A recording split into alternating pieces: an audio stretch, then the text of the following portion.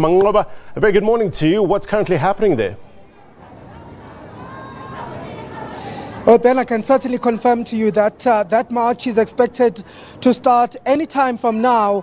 These members from the Treatment Action Campaign gathering here in their numbers to lead that march going to the legislature, where they will be handing over a memorandum to the officials at the legislature demanding the removal of the former Health MEC Brian Hlongwa as a member of the legislature, as well as the chief whip of the ruling party there at the legislature. And of course, you'll recall that this follows that investigation and the findings of the SIU report that was tabled in May, which found that the former Health MEC Brian Hlongwa had been implicated in corruption as well as fraud amounting to 1.2 billion rand while he was still the Health MEC at the Gauteng province, and this is during his tenure in 2006 and 2009.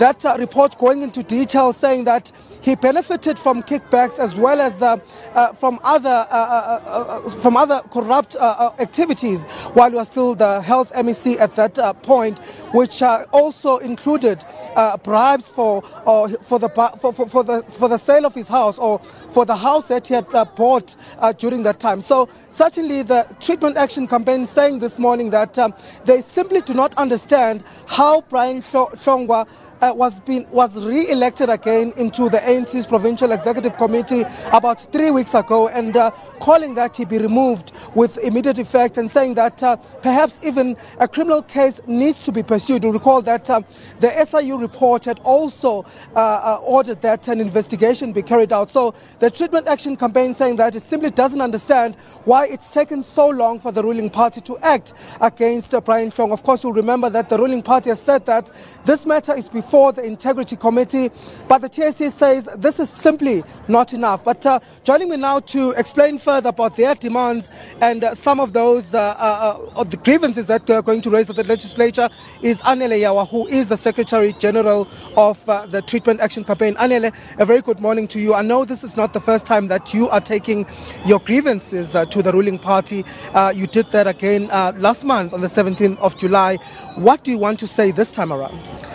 Our call is still the same, that if the ruling party and the government is the government of the people and they lead based on having the interest of the people at heart, it therefore means they must listen to the people. What do we mean by that? We're actually saying we have a chief whip of the governing party sitting in the legislature, yet there is a dark cloud hanging over his head based on his involvement on the looting which took place in the Gauteng Health Department, where about 1.2 billion rands that was meant for services on the health department was just wrongly used, and there were kickbacks and all what have you, which is illegal, and he is still there. Then also the same chief whip has been re-elected into the PEC of the governing party. We are saying now, as TAC, Corruption Watch and other progressive forces that are working with us, to say these people cannot continue to hold those offices of government. And also we are calling for them to be removed, Brian Hlongwa as the MPL as well as the chief whip, but also we've got Gauteng Mahlangu, who also participated in the mass murder of people at FSC. She has been elected as well as the PEC member. What does that mean? It means that the governing party, they don't have a respect for the will of the people, for the constitution. How do you re-elect people who have those scandals into the public office of the political party? So it actually says to us, they are showing the public of South Africa, the citizens, the voters, the middle fingers, to say we don't care about what you say. All what we care about is what matters to our party. So we are going to the legislature now to hand over a memorandum with all these demands that speaks to the collapse of the healthcare systems in Gauteng. The Life Assessment Arbitration, among other things, came up with recommendations that within 30 days, there must be a turnaround strategy in the Health Department of Gauteng on how are they going to handle the issues of mental health in Gauteng. That has not happened. We have been calling for the MEC of Health, Gauteng Legislature. I met with her in Amsterdam 2 weeks back. She promised on a meeting. So there are a lot of issues that speaks to the collapse of the healthcare systems in Gauteng. You go to Tembisa and other clinics, when people go there, they still pay money in order for them to access healthcare services. That is illegal, that is unconstitutional, and today it must come to an end. And of course, the ANC last month saying that the elective conference itself does not take any decisions on the guilt of these two members of the ANC who are now provincial members of the ANC, saying that they're leaving that to the Integrity Committee to deal with. Do you think that that is enough for the ANC to say? That is not true. For you and the viewers at home, I have been part of the liberation struggle for the past 28 years, if not more. When you nominate a candidate, one has to second and one has to oppose. So it can't be true that when these leaders were nominated, nobody opposed their nomination. If there were people who nominated them and there were those who opposed, how many people who opposed those nominations? So if there were no opposition into those nominations, it means all of them, they disregard the will of the people and the constitution of the country. With regards to the issue of Gauteng Mahlangu as well as Brian Hlongwa, I know that the DA has already opened charges against both MECs, Gauteng Mahlangu for her involvement in Life as Dimeni, as well as Brian Hlongwa for being implicated in this 1.2 million rand corruption as well as fraudulent activities. Have you opened a case with police? Are you going to be pursuing criminal charges against them?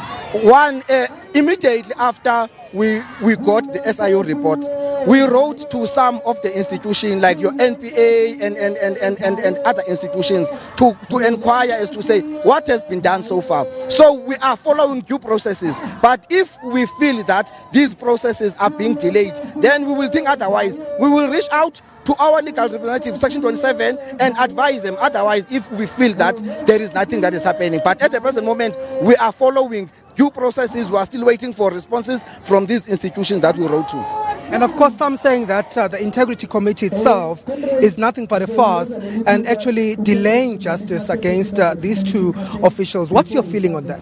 What I can say is that justice delayed is justice denied.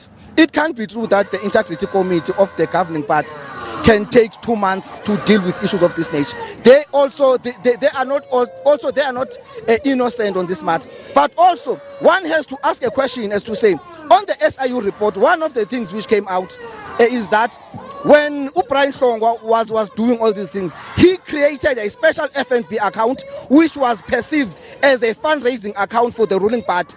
And some of these companies also, they looted from the department and they became donors to the ruling party. The question we're asking ourselves, how is the ruling party going to deal with Brian Hlongwa in a corruption they have benefited to?